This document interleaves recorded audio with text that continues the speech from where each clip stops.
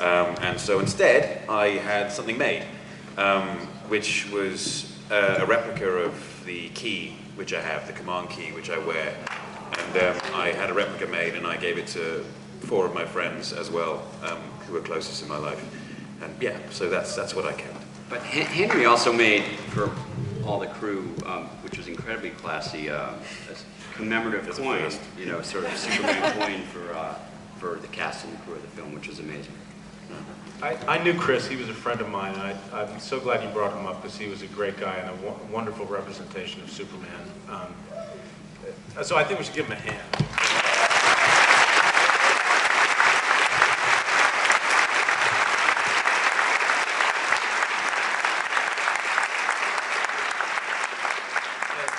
The keepsake I have is a cell from the animation. Do you know what a cell is? It's the celluloid, whatever it's called. That plastic stuff that they draw on.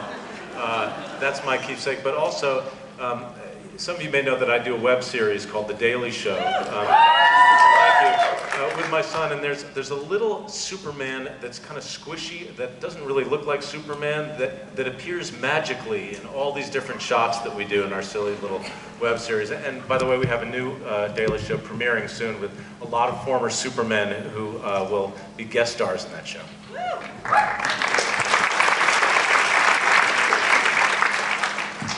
I have an eraser from a page I drew of Superman Unchained.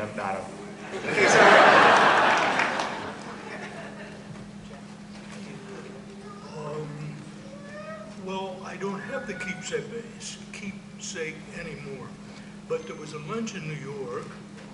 You were there, Paul, when the Smithsonian said they were going to put my bow tie from the Superman show in the Smithsonian. And there were several executives from Time Warner there. And I said to the guy from the Smithsonian, I said, where are you going to get the bow tie? And he said, oh, Warner Brothers is going to give it to us. I said, they don't have it.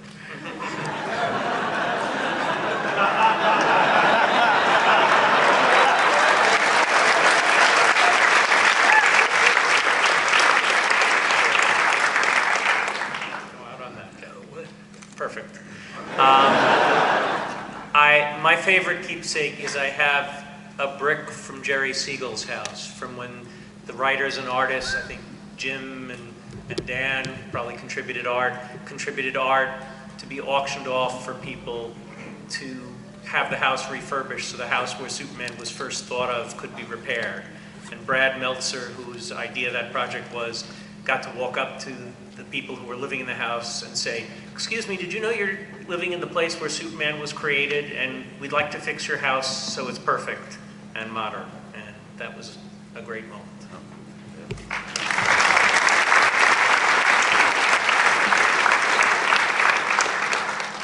My name is Tom. Henry and Dylan, you were both great. David, I loved the script. The adoption angle really resonated with me. Were you caught off guard by the backlash of the ending, since there's a precedent of Superman killing Zod in Superman 2 and in the comics?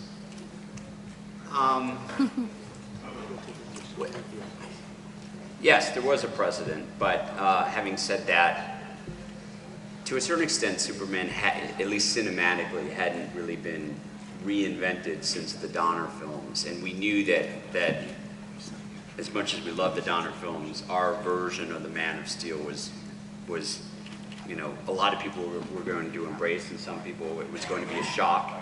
So to a certain extent, we expected that, but yeah, I mean, John Byrne had done it with Zod and Donner before, and it is what it is. But Zach has spoken about this, and we will be dealing with it in the coming film, that in a way this film is really Superman. One of the reasons we didn't call it Superman, we called it Man of Steel, is we could have called it Superman Begins.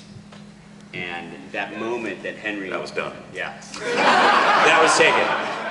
But that moment that Henry expressed so beautifully in the film, the anguish after having done it, is one of the things Zach has said publicly is, we will pick up from that.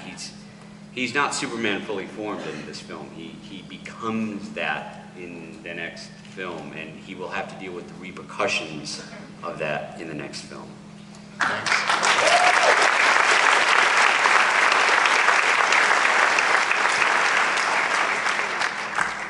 How you doing there? My name is Christopher. I'm a firefighter up in Northern California, and as firefighters, we have the inspiration that Superman has brought us, the morals, the ethics, the values.